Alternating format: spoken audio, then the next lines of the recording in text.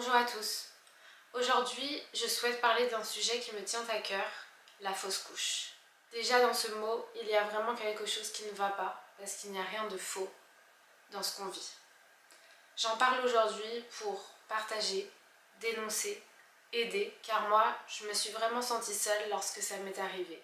Jamais personne ne m'avait parlé de son expérience. Je ne sais pas si dans mon entourage, il y en a qui ont vécu cela. Je ne sais pas comment ça s'est passé pour eux. Je n'ai jamais entendu de détails par rapport à ça. Même les professionnels de santé ne m'ont pas expliqué ce que moi j'ai vécu. Ne m'ont pas prévenu de ce que j'allais vivre. Et je pense qu'aujourd'hui, c'est essentiel de partager son expérience. Ce n'est pas un sujet tabou. Vraiment pas tabou par rapport à ce que l'on pourrait penser, ce qu'on pourrait entendre, ce que les autres peuvent nous faire croire. On nous fait ressentir que c'est une erreur de parcours. Une erreur de parcours. Donc j'ai fait une erreur, c'est ma faute. J'ai beaucoup entendu ça de certaines personnes. Comme quoi, oh c'est rien, c'est une erreur de parcours. Non, ce n'est pas rien. Ça laisse des traces, ça vous hante. Vous faites que d'y penser. Et moi aujourd'hui, ça reste une expérience qui m'a traumatisée. Je ne raconte pas mon histoire pour me faire plaindre ou quoi que ce soit. Ceux qui vont dire qu'il y a plus grave, qu'il y a pire, qu'il y a des stades beaucoup plus avancés, ça sert à rien de perdre de votre temps à me dire ça en commentaire, j'en suis consciente. Il y a vraiment beaucoup de cas différents. Il y a des cas vraiment extrêmes. En fait, je suis pas là pour dire mon cas est comme ça, celui-là c'est pire. Je suis là juste pour partager mon expérience et parce que moi, ce que j'ai vécu, c'est mon vécu et c'est réel. Tout commence en fin d'année dernière. Pour vous expliquer, grosso modo, j'ai arrêté la pilule en septembre. Pas dans le but de tomber enceinte rapidement ni quoi que ce soit, juste dans le but de voir si jamais je pouvais retrouver un cycle régulier. J'ai le syndrome des ovaires micro-polykystiques, donc SOPK. J'en avais parlé dans une toute première de mes vidéos, donc pas sûre que vous aviez suivi ça. Mais en gros, ce syndrome fait que je n'ai vraiment pas de cycle régulier, voire absence de règles totales. Très compliqué aussi. Dans certains cas, ça peut vraiment être la cause de l'infertilité. Enfin voilà, si vous n'avez pas de cycle, ben, vous ne pouvez pas tomber enceinte tout simplement. Donc pour ma première grossesse, c'est une grossesse naturelle, j'ai eu beaucoup de chance, je le sais. Certains n'ont pas cette chance, j'en suis consciente. Mais j'avais quand même dû me faire déclencher mes règles via un médicament, un traitement en fait, pour avoir un cycle. Sinon, je n'en avais pas. Je crois que j'avais passé 3, 4, 5 mois sans avoir de règles. Et ça devenait urgent de les déclencher. Donc ça faisait 1 an que j'avais repris la pilule après ma grossesse. Et en septembre, je me suis dit, bah j'arrête. Parce qu'en fait, quand on m'avait détecté donc, le SOPK, on m'avait dit qu'à tout moment dans la vie d'une femme, ça pouvait potentiellement changer. Et en fait, j'avais cru comprendre que peut-être qu'après ma grossesse, il fallait que je refasse faire des examens, etc. Pour voir si j'avais toujours ce SOPK. Et moi dans ma tête je me suis dit, bah écoute, le meilleur moyen de le savoir c'est d'arrêter la pilule et tu vas voir si tu retrouves tes règles, si tu retrouves un cycle normal ou pas. Et donc j'arrête la pilule et je crois que 1 mois et demi après, donc pour vous ça paraît énorme, 1 mois et demi sans avoir de règles, mais en fait moi c'était un exploit, j'avais eu mes règles sans pilule qui étaient arrivées 1 mois et demi après, enfin c'est génial. Donc du coup je me suis dit bon bah à voir si du coup le prochain cycle et tout c'est pareil. On est vers fin décembre, toujours pas de nouvelles de mes règles, donc dans ma tête je me dis bon bah c'était trop beau pour être vrai, j'ai toujours pas de cycle, je suis toujours SOPK, c'est comme ça. Mais je commence quand même à avoir les premiers symptômes de grossesse, c'est-à-dire surtout le premier en fait que moi c'était tout de suite ça chez moi, j'ai l'impression. La poitrine assez sensible, gonflée et les tétons qui font un peu mal, qui picotent. Et là je me dis je vais faire un test. On est la veille du 24 décembre et je me suis dit il faut que je fasse un test. Demain on fête Noël, je préfère savoir si c'est ça ou pas pour écarter la piste et savoir comment agir le soir pendant les fêtes, etc. Donc je fais un test le 23 décembre qui s'avère positif. Je fais ce test seule et je m'en souviendrai toujours. J'ai profité que Maya soit couchée d'un moment où monsieur est parti balader Nuts, donc notre chien. J'ai fait ce test rapidement, j'ai vu qu'il était positif. J'ai eu les émotions qui sont montées en moi et en fait on allait nous s'offrir nos cadeaux ce soir-là, nos cadeaux de Noël avec monsieur. Et dans ma tête, j'avais pas le temps de réfléchir en fait, il allait rentrer d'une minute à l'autre de balade. J'ai pris le test de grossesse positif, je l'ai emballé dans du papier cadeau, je l'ai mis avec les autres cadeaux qu'on allait s'offrir ce soir-là.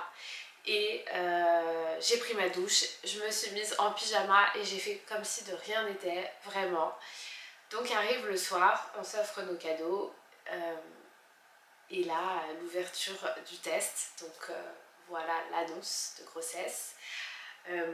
C'était pas forcément voulu comme je vous disais au début aussi rapidement, mais oui on voulait un deuxième enfant et s'il arrivait maintenant c'était une très bonne nouvelle, donc on était très contents.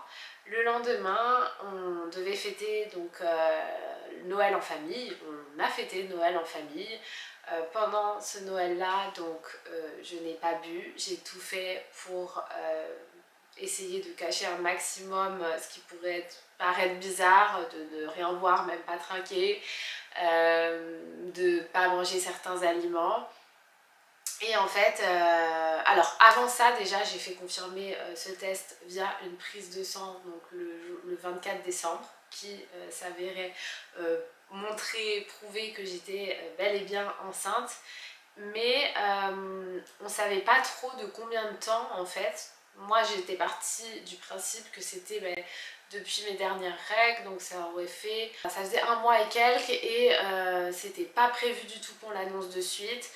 Avec monsieur on a réfléchi, on s'est dit là on fête Noël en famille, c'est peut-être le moment de le dire. Et en fait même à un certain moment de la soirée j'ai failli craquer. Monsieur lui il voulait qu'on l'annonce à la famille, il voulait profiter justement de fêter Noël, d'être avec la famille pour l'annoncer. Et moi c'est très bizarre parce que pour Maya, pour ma première grossesse, je l'ai annoncé aussi à la famille bien avant les 3 mois et avant Noël pour justement passer les fêtes tranquillement et avec cet heureux événement. Mais là, cette fois-ci, je ne voulais pas. Je me sentais pas. Il y avait quelque chose en moi qui disait que non, je voulais... En fait, le souci, je pense, c'est que je venais de l'apprendre la veille au soir. Je venais juste d'apprendre la veille au soir que j'étais enceinte. Et je voulais garder ce moment pour nous, un moment, quelques temps, quelques jours, plusieurs jours. Je ne me voyais pas déjà l'annoncer alors que moi-même je venais juste d'être au courant. Donc on a passé Noël, les fêtes comme ça, pas d'annonce, on dit rien. J'avais rencontré une nouvelle sage-femme avec qui il était prévu qu'on organise tous mes rendez-vous de grossesse ensemble, qui paraissait très gentil. En plus j'avais eu un bon feeling dès le premier rendez-vous, donc je m'étais dit voilà, ça sera avec elle. Et puis il fallait organiser par contre cette première échographie. J'aurais souhaité faire une échographie de datation parce que avec le SOPK, etc., des cycles irréguliers, je ne pouvais pas dater exactement cette grossesse. Mais quand vous prenez rendez-vous pour échographie de datation, il faut être dans une certaine semaine. D'ailleurs j'ai dû me tromper, en fait je crois que j'ai pris rendez-vous pour échographie de datation et arrivé au rendez-vous, la personne m'a un petit peu disputé en disant que je m'étais trompée de rendez-vous, il y avait que maintenant c'était trop tard, on était à la première échographie du premier trimestre et qu'il fallait plus de temps, donc j'avais pas sélectionné le bon créneau. Et du coup j'ai essayé d'expliquer que moi avec le SOPK, les cycles irréguliers, etc., elle avait beau se fier à la dernière date de mes règles, c'était peut-être pas ça et en fait on n'était pas capable de dater la grossesse. Donc pour moi j'ai sélectionné échographie de datation, j'en savais rien en fait. Bref, elle accepte quand bien même de m'examiner, donc je me déshabille, elle commence à me mettre le produit sur le ventre, etc. Et là, on voit rien du tout. Du coup, dans ma tête, je me suis dit, elle s'est trompée parce que moi, toutes mes précédentes échographies, on faisait ça par voie endo-vaginale et surtout au tout début, comme ça, des fois, il est difficile de voir quelque chose sur le ventre comme ça. Donc là, elle me dit, attendez, je vais passer par voie vaginale. Et là, je me dis, ok, je comprends mieux. Puis là, elle me dit, mais vous avez vidé votre vessie? J'ai dit non, je me souvenais plus en fait s'il fallait ou non, et je sais qu'il fallait beaucoup boire de l'eau avant une échographie, ce que j'ai fait, et c'est vrai que j'avais la vessie pleine au moment de l'échographie, et là elle me dit non non mais fallait pas rester comme ça, hein. Bon rhabillez-vous, allez aux toilettes. Bon déjà j'avais un mauvais ressenti. Le rendez-vous ne se passait pas très agréablement et en plus de ça, elle ne voyait rien. Ensuite elle m'envoie aux toilettes, donc en fait j'y vais presque, je commençais à trembler mais j'y vais, je vais aux toilettes, je fais pipi, je reviens et là même histoire, je vois rien, il n'y a rien. Et en fait on voit bien la poche de grossesse, je sais pas comment vous appelez ça, mais en fait on voit pas d'embryon, on ne voit pas d'embryon. Et là elle me dit bon je suis désolée, il n'y a pas d'embryon. Et en fait moi je m'attendais pas du tout à ça, je m'attendais pas du tout à ça, parce que ce rendez-vous là c'était plusieurs semaines après que j'ai découvert que j'étais enceinte. Donc ça faisait déjà plusieurs semaines que je pensais être enceinte, que je prenais du poids, que je faisais attention à tout, qu'on s'était projeté. Pour moi c'était réel.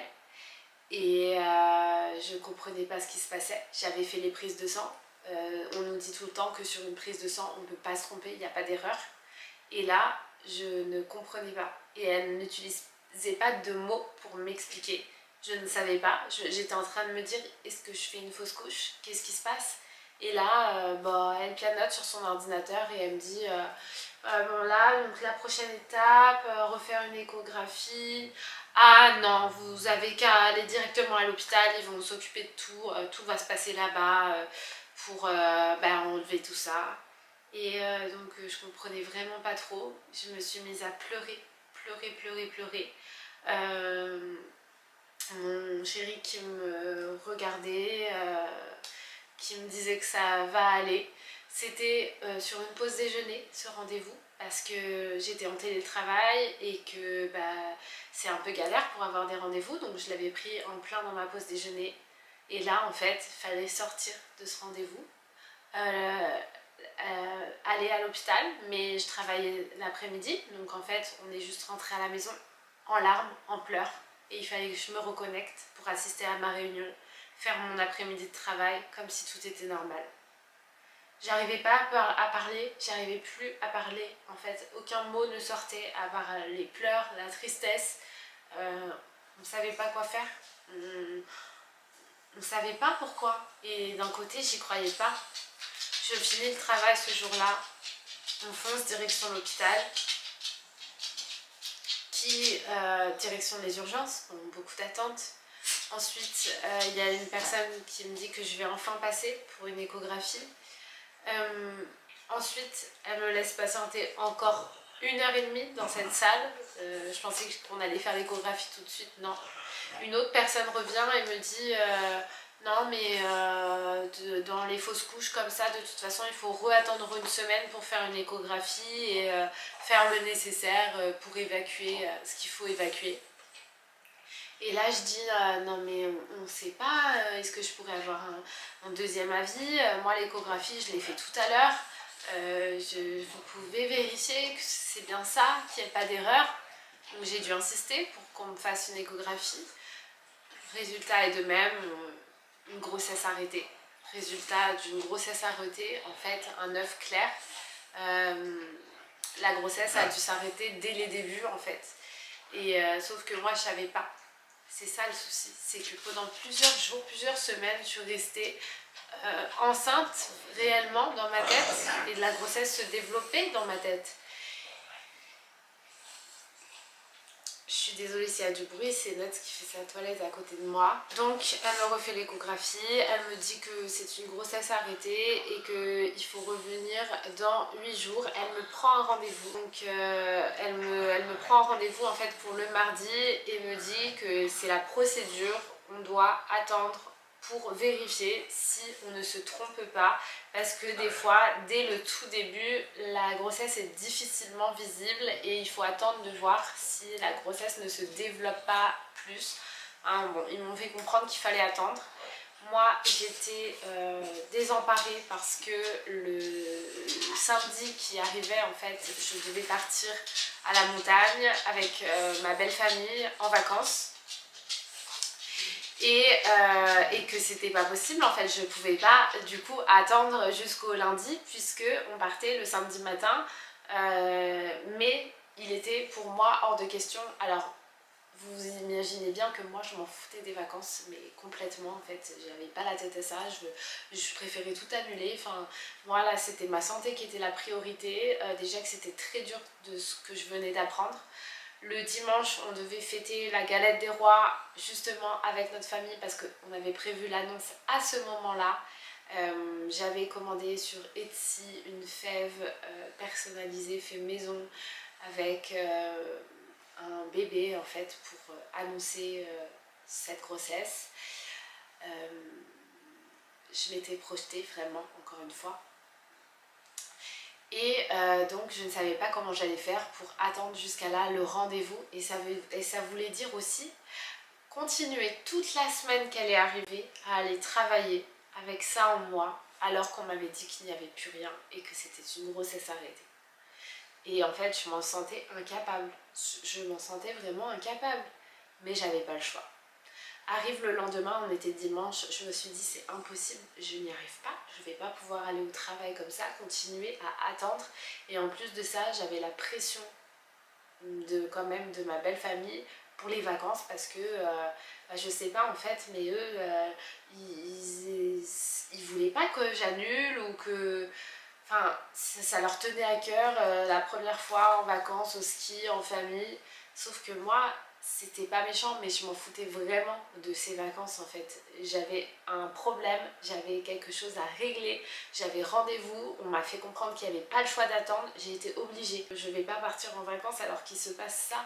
Du coup, le dimanche, le lendemain de cet hôpital-là, j'étais stressée et je voulais pas attendre plus et je voulais essayer de régler ça aussi avant de partir en vacances. Et j'étais tellement triste aussi qu'il se passe ça, et puis je me disais que je pouvais pas continuer à aller bosser avec ça en moi parce que je ne savais pas ce que c'était et j'avais l'impression que la fausse couche pouvait partir via du sang à tout moment. Je ne savais pas, je voulais qu'on m'aide en fait, qu'on fasse le nécessaire pour évacuer.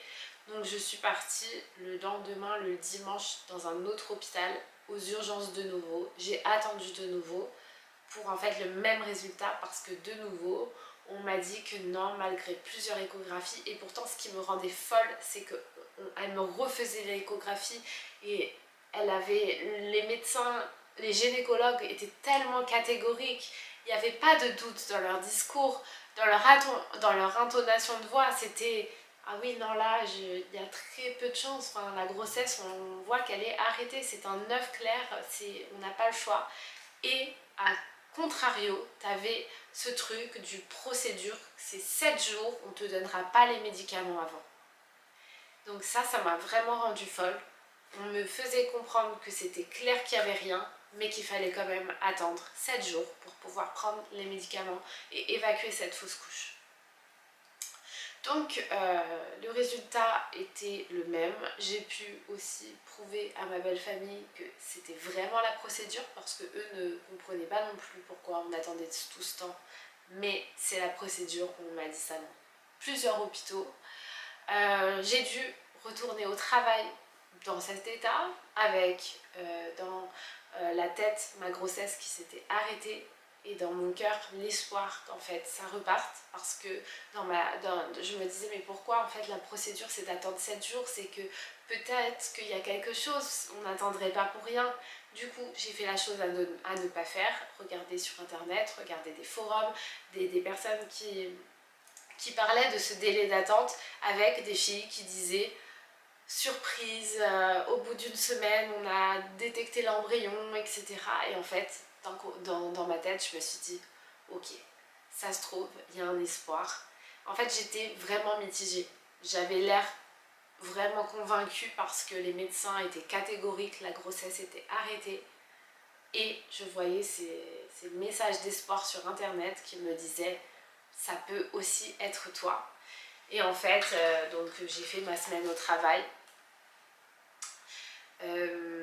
J'avais en plus cette semaine-là un repas d'entreprise de fin d'année, enfin de début d'année, qui restera gravé en fait, parce que ça a été dur pour moi. Lors de ce repas, évidemment, on faisait un petit peu le tour des personnes, et quand vous avez déjà un enfant, que vous avez mon âge, on vous demande quand est-ce qu'est le deuxième, quand vous n'avez pas d'enfant, on vous demande quand est-ce qu'est l'enfant. C'est vraiment aussi pour ça que j'ai pris conscience que c'était très dur, ces questions-là étaient très dures, et que certaines personnes vous répondent gentiment, mais ça leur fend le cœur. Et en fait, on m'avait demandé alors, c'est pour quand le deuxième, c'est quand que tu vas tomber enceinte, et en fait, je savais tellement pas quoi dire, parce que dans ma tête, j'étais déjà enceinte, dans mon corps, j'étais enceinte, mais la grossesse était arrêtée. Et je me suis dit aussi que, imagine, il y a vraiment le truc qui repart, ou je ne sais quoi, ça veut dire que je vais aussi l'annoncer dans quelques temps.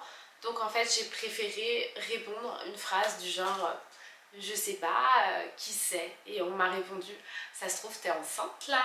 Et j'ai vraiment répondu je ne sais pas, mais en rigolant, en plaisantant. Sauf qu'en fait moi je ne rigolais pas, j'étais en train de crier intérieurement, j'étais en train de pleurer, parce que j'étais enceinte, mais c'était fini. Et en fait, on me disait, ah bah, on va le découvrir dans 3 mois, c'est ça, il y aura l'annonce. Mais non, en fait. Et en fait, j'aurais préféré ce jour-là que personne me pose la question, que personne me parle de ça. C'est trop dur à vivre. Et je me suis mis ce jour-là à la place des personnes qui ont des problèmes de fertilité, qui ne peuvent pas avoir d'enfants, à la place des personnes qui sont à leur énième fausse couche, qui galèrent, qui se battent pour essayer d'avoir un enfant, des personnes qui ont eu à la place de toutes ces personnes-là, je me suis vraiment mis à leur place, et je me suis dit ok, ces questions sont terribles, ces questions sont vraiment terribles. Et ensuite, j'ai aussi entendu des histoires de personnes qui ont perdu la vie à essayer d'avoir un enfant. Et je me suis dit stop, il faut essayer de faire prendre conscience aux gens que même s'ils sont bienveillants et que ce sont des questions banales pour certains, ça peut être des questions qui vous fendent le cœur en fait. Et donc j'ai fait ma semaine pour les vacances au ski. Donc je faisais croire à tout le monde au travail que j'allais partir donc du samedi au samedi, alors qu'en fait je savais que j'allais vivre des épreuves terribles. Donc on me souhaitait de bonnes vacances, profite bien, alors que j'allais pleurer en rentrant chez moi parce que j'allais vivre des choses que je ne voulais pas vivre. J'ai réessayé quand bien que même le samedi d'aller d'aller à l'hôpital et c'était toujours pas bon, enfin il fallait attendre. Donc j'ai attendu à l'hôpital le plus proche de chez moi qui m'avait donné rendez-vous du coup pour le lundi. Donc on s'était dit avec mon copain qu'on allait partir que le mardi au ski en fait, après avoir fait tout ça, parce que on ne pouvait pas gâcher comme ça la location qui avait été prise, etc. Donc on allait les rejoindre, mes beaux-parents, plus tard, en pleine semaine, tant pis, mais il fallait que j'attende moi mon rendez-vous. Donc arrive le matin du lundi, le matin du rendez-vous. J'avais rendez-vous l'après-midi à l'hôpital, on m'avait carrément donné un rendez-vous, donc je m'étais dit bon j'ai rendez-vous, ça va être rapide et voilà, on verra bien. Le lundi matin, j'ai un message sur mon répondeur du téléphone, l'hôpital qui me dit bonjour, oui on s'est trompé, en fait faut aller faire vous-même l'échographie en ville, ça se passe pas ici directement, vous faites l'échographie en ville et puis après vous reviendrez à l'hôpital pour faire le nécessaire, donc en gros les médicaments ou autres. Et là en fait j'étais désemparée. L'hôpital qui me dit ça le matin même, on s'est trompé, finalement vous n'avez pas rendez-vous, trouvez, faites votre échographie ailleurs. Mais en fait ça fait une semaine que j'attends, une semaine que j'ai ça dans mon corps et que personne ne veut m'aider à faire le nécessaire, et ça fait une semaine que j'aurais pu prendre rendez-vous ailleurs pour faire cette échographie. Comment je vais trouver le jour J, la veille de mon départ aussi en vacances, un endroit pour faire l'échographie? Comment je vais faire? Dieu merci, j'ai trouvé un endroit sur Doctolib, donc peu importe où c'était, j'y suis allée, j'ai fait l'échographie et ensuite direction l'hôpital, de nouveau les urgences, de nouveau attendre. Je réexplique à une personne parce que vraiment j'avais l'impression que ce cas-là n'arrivait jamais. J'étais obligée de réexpliquer toute l'histoire à la personne sur qui je tombe, qui me dit ok on va vérifier, qui me dit la même chose, ah bah oui c'est une grossesse vraiment arrêtée, oui en fait on ne fait que de me dire ça, donc je crois avoir compris, et qui là je vois qu'elle hésite et puis qu'elle me mesure, etc. Et je comprends pas trop, mais en fait elle me dit que alors déjà j'ai cru que j'allais attendre encore, donc j'ai dû insister, en fait j'ai dû dire non mais là par contre j'ai fait des prises de sang, j'ai fait des échographies, tout le temps, j'ai attendu les 7 jours, je ne veux plus attendre, il faut m'aider. Et là on m'a dit bon alors pour être sûr et bien reconfirmer, on va faire une prise de sang, des bêta, je sais plus quoi, prise de sang qu'on fait pour vérifier une grossesse, et en fait selon le taux et votre résultat on voit à quel stade à peu près est la grossesse, et en fait on voulait vérifier que mon taux n'est pas augmenté, parce que si le taux avait augmenté ça pouvait être signe que la grossesse était évolutive. Donc on refait des prises de sang, on me dit d'attendre encore 1 heure, 2 heures les résultats, donc j'attends. On me dit que le taux a augmenté, mais en fait tellement peu que c'était peu probable, mais comme il avait augmenté que j'allais sûrement devoir attendre. Et finalement elle part, elle redemande un autre avis à un médecin senior. Finalement on revient me faire un deuxième examen. En fait je comprends pas trop ce qui m'arrive, mais j'en peux tellement plus. Et là elle me dit non c'est sûr que c'est arrêté. Et elle me dit donc il y a 2 solutions qui s'offrent à moi.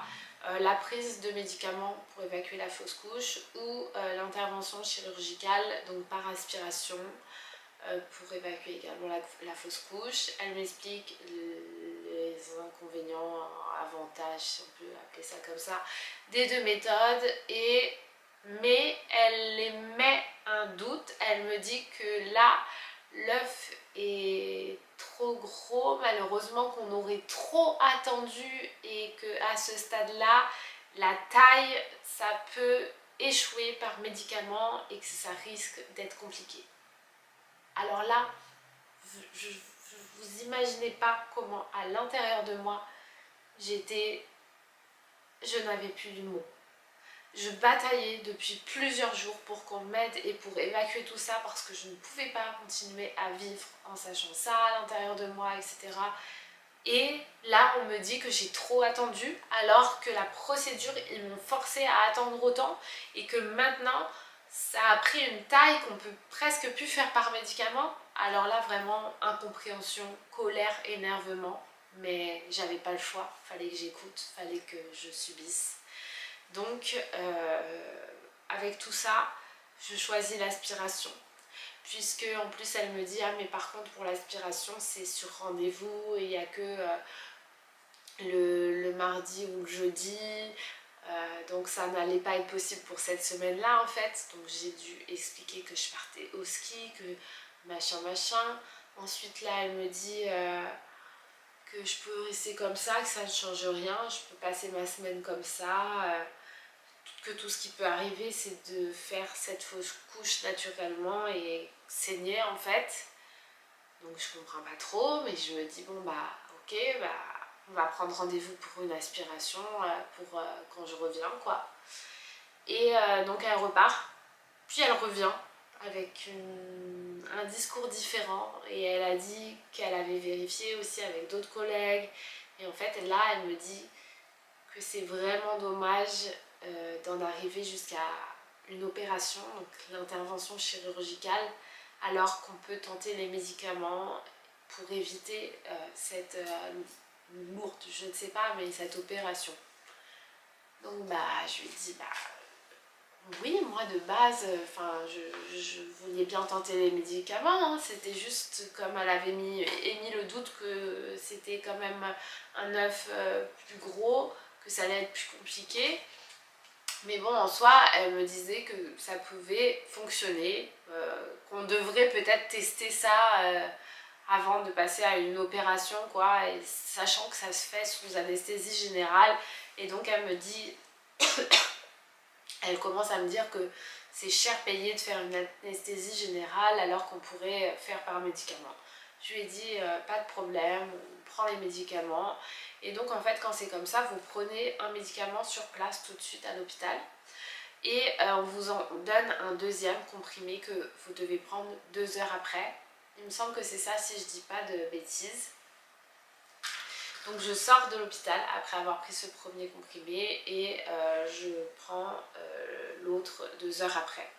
Je me rappelle du coup ce soir-là on retournait manger chez ma mère, enfin manger, c'est un grand mot, mais on retournait chez ma mère aussi pour récupérer notre fille Maya et rentrer chez nous. Et en fait à l'hôpital je savais pas du tout à quoi m'attendre. On m'a dit que ça allait être juste de grosses règles et que ça pouvait être très douloureux et qu'il ne fallait pas attendre mais prendre de suite un Doliprane et du Spasfon avant même d'avoir mal parce que ça pouvait être très douloureux mais que ça allait être juste de grosses règles, de grosses douleurs de règles.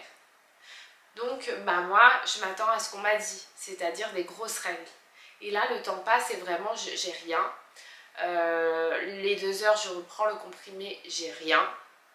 On retourne en voiture et on rentre chez nous. Et là, en sortant de la voiture, je suis désolée pour les mots que je vais employer ou l'histoire à raconter, vous pouvez vraiment ne pas regarder, c'est juste pour vous dire comment pour moi ça s'est passé et ce qui m'a traumatisée. Je sors de la voiture, j'ai ma fille dans les bras, je la pose, je sens que ça coule, je sens que qu'il y a quelque chose et je sens en fait que quelque chose va sortir et que je peux pas arrêter ça et que je me mets à pleurer dans le parking souterrain de chez moi et je sens en fait, je sens vraiment quelque chose sortir, mais c'est pas des règles, c'est pas possible, c'est inhabituel. Et là je pleure, j'étais vraiment, je sais pas ce qui m'arrivait. On remonte jusqu'à là-haut et vraiment en fait ça m'a vraiment traumatisée. Encore maintenant j'en suis encore vraiment traumatisée. Je vais aux toilettes et en fait mon copain a dû m'aider parce que je ne pouvais pas enlever mon pantalon, je ne pouvais pas. En fait j'ai vu ce qui est sorti, j'ai vu l'œuf, je suis choquée en fait, personne ne m'avait averti de ça. J'ai jamais entendu d'histoire raconter ça. d'un seul coup, je me suis tétanisée, je ne pouvais plus bouger, il fallait qu'on m'aide à me déshabiller, et en fait je suis restée sur les toilettes à pleurer, à pleurer, à pleurer. Et je suis allée prendre ma douche parce que voilà, et je pensais que ça allait continuer comme des grosses règles et que le pire était passé. Pour moi le pire était passé. Ce que j'avais vécu là, j'ai été traumatisée. Pour moi c'était passé. Peut-être que j'avais du sang qui allait continuer à couler, mais c'est tout. Je vais me coucher. Le lendemain, du coup, on doit partir et faire, je sais pas, 5 heures de route pour aller en vacances à la montagne. Donc on part, on fait des pauses. J'ai pas plus de ça que sang qui coule. J'ai limite rien en fait. Et je me suis dit, bon, j'étais vraiment mal par rapport à ce que j'avais vécu, mais je me suis dit, bon, bah, je pense que j'ai tout évacué hier soir, au moment où ça m'a traumatisée. Je pense que ça y est en fait, mais j'avais quand même, je mettais des serviettes comme si j'allais avoir des règles. J'avais des petits saignements, mais de rien du tout, jusqu'à ce que même dans la semaine de ski, j'ai arrêté de mettre des serviettes parce que j'avais plus rien quoi. Donc voilà. Arrive la fin de la semaine de ski, j'ai eu un tout petit peu, mais genre très très léger de saignement. Donc je me suis dit, je remets une serviette quoi. Et mais c'est tout. Pour moi vraiment j'avais fait ma semaine et en fait je pense que j'ai de la chance que ça se passe comme ça parce que je ne sais pas ce qu'on aurait fait. C'est ce que je vais vous raconter là, ça serait arrivé à la montagne, je ne sais pas ce qu'on aurait fait sincèrement. Le jour du retour, donc 5 heures de route sens inverse, là vraiment j'ai mal au ventre, je suis pas bien, je sens que j'ai comme mes règles. Et puis plus on arrive dans la route, plus j'ai très mal au ventre. On s'arrête à une station au bout d'un moment parce que vraiment je sens que là ça coule et que vraiment j'ai mal au ventre vraiment et ça coule quoi. Là j'ai vraiment mes règles très très fortes, je ne comprends pas, même en temps de règles normales, j'ai jamais eu autant de règles. On s'arrête à la station et là j'étais sous le choc. Déjà j'avais taché mon pantalon, j'avais une serviette mais remplie, voilà, enfin je vais aux toilettes à la station et en fait mon sang coule, il n'y a rien qui l'arrête, ça coule. Et là je commence vraiment à me sentir pas bien, à stresser. Bon bah je change ma serviette, j'en mets une propre et je me dis que ça va aller. Et je crois qu'il nous restait 1 heure de route, 1 heure et demie. Donc je remonte dans la voiture et vous savez en temps de règle normale, en général quand vous êtes assis, serré comme ça, enfin ça bloque un peu les écoulements, vous voyez ce que je veux dire.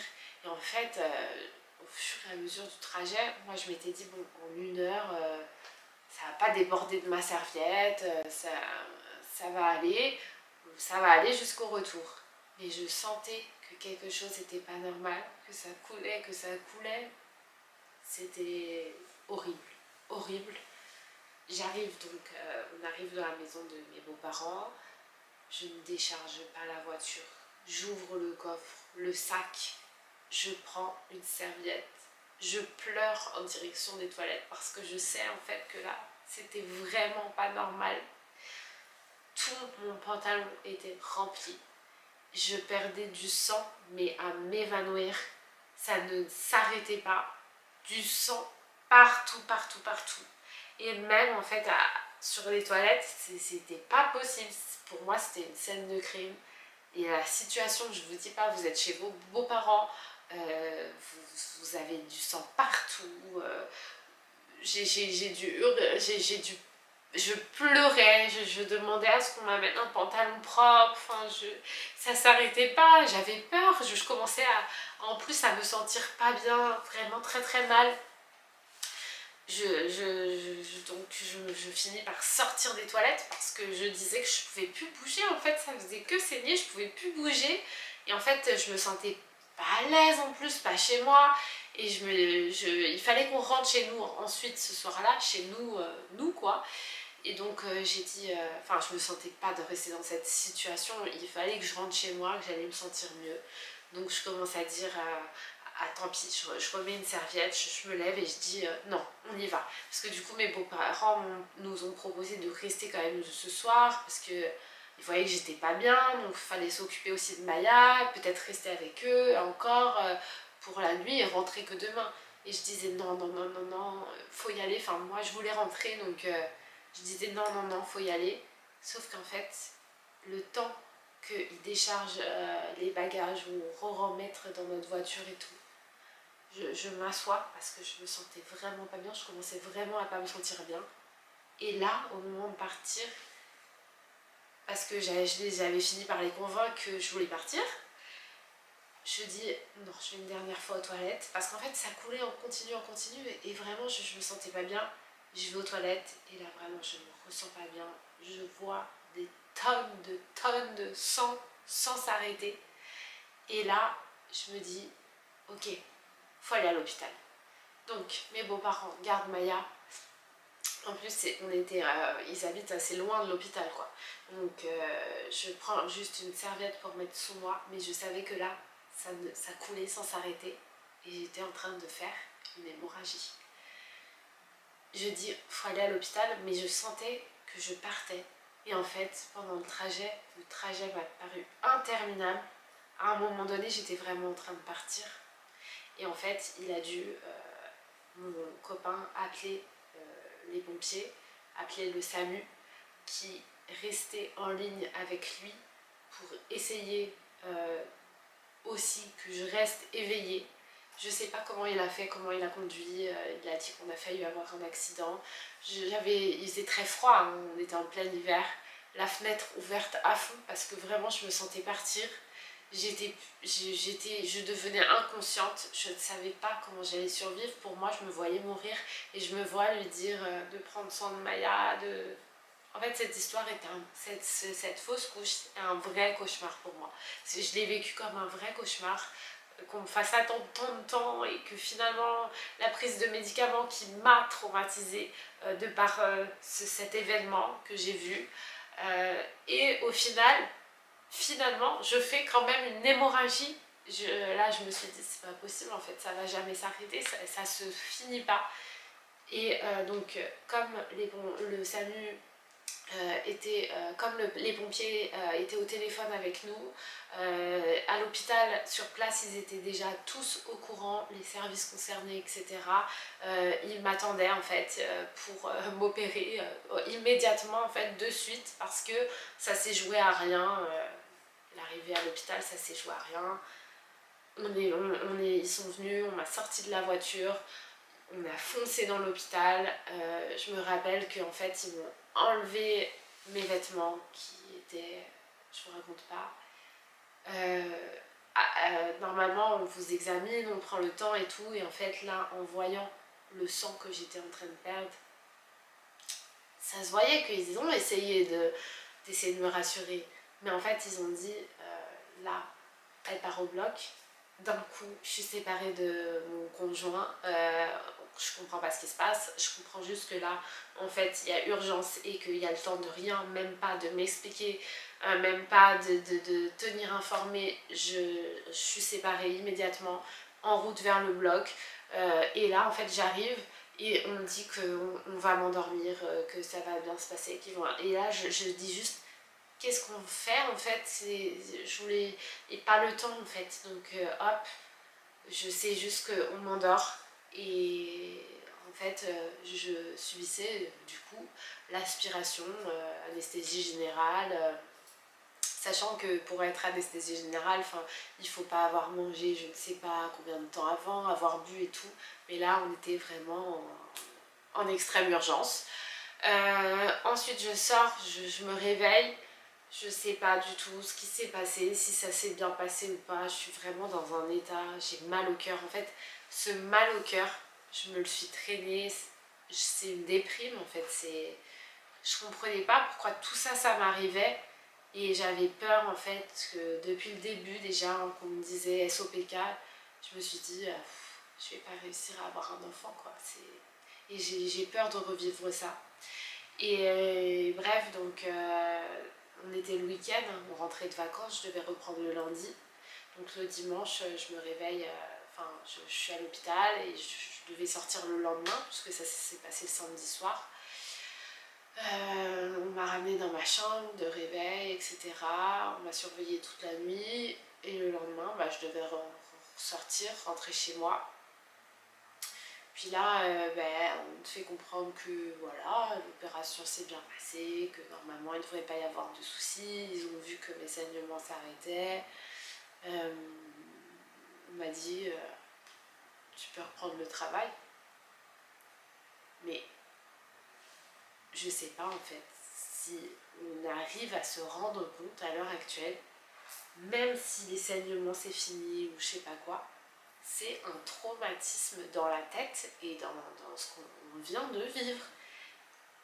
Je sais pas si un jour dans la vie il y aura un congé possible pour fausse couche, des jours à poser sans se justifier, je ne sais pas.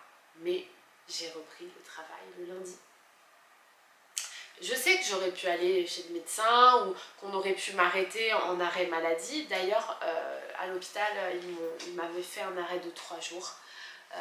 Et en fait, un arrêt d'hôpital de 3 jours, en fait, j'avais aucune envie d'envoyer ça à mon employeur.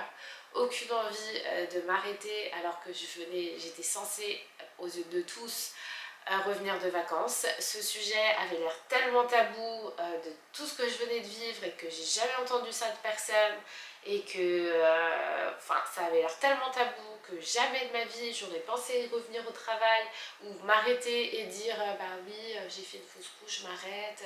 Non en fait qui est capable de ça à l'heure d'aujourd'hui, j'aimerais bien savoir parce qu'en fait on n'en parle tellement pas assez que on a honte, et alors qu'on ne devrait pas avoir honte. C'est une femme sur 3 qui fait des fausses couches maintenant, donc c'est régulier, enfin c'est quelque chose qui fait partie de la vie, mais pourquoi c'est tabou? Enfin, et du coup, j'ai repris le travail sans rien dire à personne. J'ai dit que j'ai passé de super vacances quand on m'a demandé, alors qu'au fond de moi j'étais brisée, traumatisée. Et donc voilà, c'est aussi pour cette raison que j'ai eu cette absence sur YouTube avec tout ce temps sans filmer, parce que j'avais besoin de retrouver la motivation, le goût à le faire. Les conséquences c'est quoi? C'est que immédiatement, de toute façon à l'hôpital, j'ai demandé immédiatement à ce qu'on me prescrive la pilule. Je voulais reprendre la pilule, je ne veux plus avoir une histoire de règles bizarres. J'ai peur des règles, j'ai peur de faire une hémorragie. Je reprends donc la pilule, je ne suis pas prête à essayer d'avoir un enfant, je ne sais pas si je serai prête un jour, je ne sais pas si j'y arriverai un jour, et quand bien même ça se passe, je pense que je serai terrifiée pendant toute ma grossesse si jamais j'en ai une un jour. Et je comprends 1000 fois la douleur des femmes qui vivent ça, qui vivent peut-être pire, comme on l'a dit au début de la vidéo. Et j'ai conscience de tout ça maintenant et seulement maintenant, après l'avoir vécu. J'aurais aimé être informée et il y a vraiment des comptes sur Instagram qui parlent bien de ça. J'essaierai de vous les mettre en barre d'infos.